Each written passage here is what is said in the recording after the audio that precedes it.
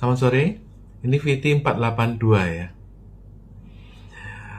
Terakhir, minggu lalu setelah rumahnya dijarah, Ibu Sri Mulyani itu sebelum rapat kabinet, dia lebih dulu menghadap Pak Prabowo, minta mundur. Nah, sekarang ini repotnya adalah begini, saya membahas ini ada 3 komplikasi yang ada dalam Menteri Keuangan kita. 1, ya, Menteri Keuangan kita itu adalah perwakilan dari Bank Dunia. Dia sebelumnya adalah Direktur Bank Dunia. Ya, ada 2 mantan Direktur Bank Dunia di Indonesia, itu cuma 2. Ya, selain Sri Mulyani cuma 1 lagi itu anaknya Pang Lai Kim. Ya, itu Chinese. Maka kalau bukan Sri Mulyani, maka pilihan Menteri Keuangannya 1 lagi itu lebih buruk lagi ya, maksudnya dari suku Chinese ya. Ya, kita bilang Indonesia sudah demokrasi ya, tapi ya, mendingan Sri Mulyani lah gitu loh. Ya, sama saja, sama-sama Direktur Bank Dunia. Kedua, bahwa Ibu Sri ini adalah otoritas yang punya wewenang dalam keuangan dunia. Artinya, kalau dia misalnya dia ingin membangun dunia ini, ya, itu pusatnya itu di Bank Dunia. Bank Dunia itu kasirnya atau pabriknya uang. Jadi dia bisa menciptakan utang uang baru di Nigeria, di Afrika, atau di Ethiopia. Itu strateginya di Bank Dunia, termasuk Indonesia. Tapi nomor 2, faktanya bahwa utang negara Indonesia itu sudah mencapai leher. Cicilan utang Indonesia itu 800 triliun. Defisit tiap tahun 500 triliun. Jadi, 1.350 triliun itu adalah potongan untuk anggaran tahun 2026.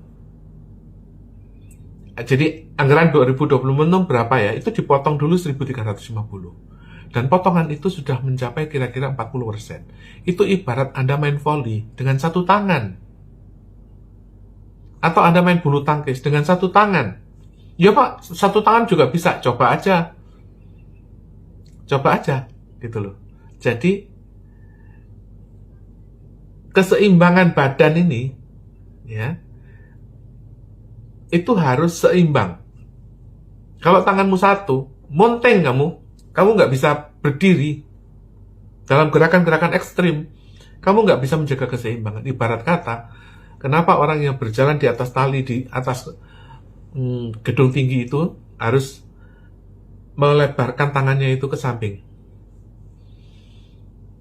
Karena dia butuh keseimbangan. Jadi dengan demikian, pada waktu utang negara Indonesia itu naik. Bu Sri Mulyani kan sudah 20 tahun jadi Menteri Keuangan.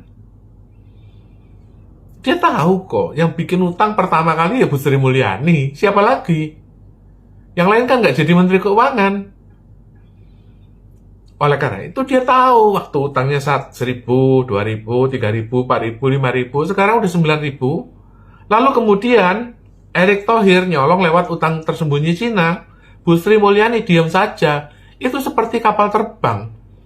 Kamu ada muatan itu gajah ditaruh di ekor, nggak ada laporan. Pesawatmu nggak bisa terbang kalau ada gajah ditaruh di ekor. Kira-kira begitulah ya. Kamu nggak tahu kenapa kok terbang, pesawat ini nggak bisa terbang. Pesawat ini kenapa nggak bisa terbang ya? Kenapa nggak bisa terbang ya? Nah, iya, ada gajah di ekor. Nggak seimbang. Sekali lagi, kalau kamu ingin berjalan di atas tali itu, kamu harus membuat tanganmu itu melebar kiri kanan. Nah, kalau kamu tangan kiri memegang gajah, ya kamu nggak bisa seimbang, jomplang, jatuh. Itu yang terjadi dengan keuangan negara. Mohon maaf Bu Sri Mulyani ya, Anda itu memang S3, ya S4, doktor, tapi bidangmu makro. Beberapa orang itu memiliki keunggulan di bidang mikro, contohnya Marzuki Usman. Beliau adalah kepala Bapepam. Beliau adalah profesor bidang mikro, ekonomi mikro, sehingga dia tahu waktu Indonesia itu miskin, pertama waktu dulu dia menjabat kepala Bapepam, dia yang mendirikan Bursa Efek Jakarta. Dia yang membuat IPO itu semua, mulai dari Salim, Sinarmas, Lipo. Konglomerat itu kaya raya gara-gara Pak Marzuki Usman. Pak Marzuki waktu itu masih muda, dia menteri yang termuda dari kabinet Orde Baru. Jadi masih hidup. Yang lain Emil Salim, Wijaya Nitrisastro, Profesor Subroto mungkin udah meninggal. Tapi Marzuki Usman masih seger. Cobalah diskusi. Beliau banyak mengkritik tentang ibu.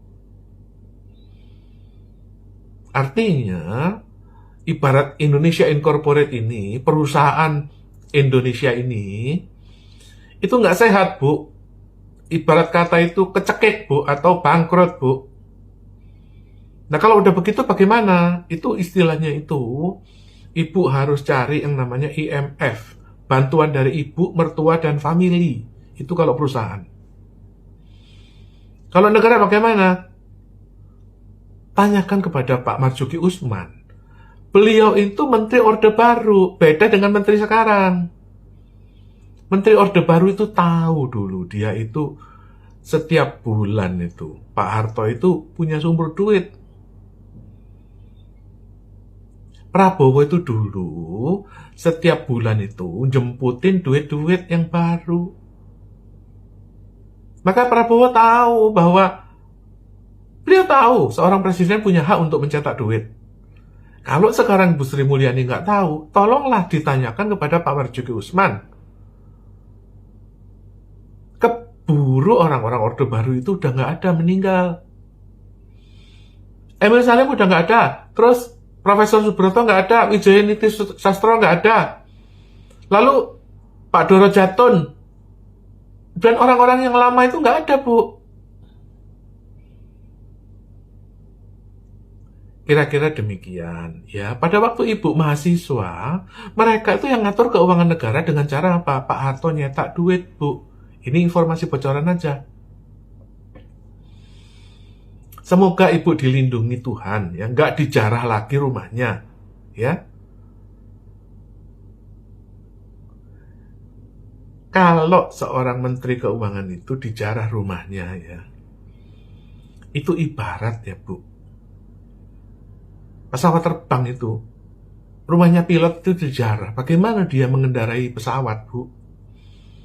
Itu sekarang kondisi kejiwaan ibu tidak stabil, terguncang. Hati-hati, Bu. Oleh karena itu, cobalah sadar dirimu bahwa kamu tidak menguasai keadaan sepenuhnya, ya. Ketinggalan jauh dibandingkan dengan Rini Sumarno atau Erick Thohir. Mereka malingnya lebih lihai daripada ibu, ya. Ibu ibaratnya itu polisi, malingnya lebih lihai. Itu fakta.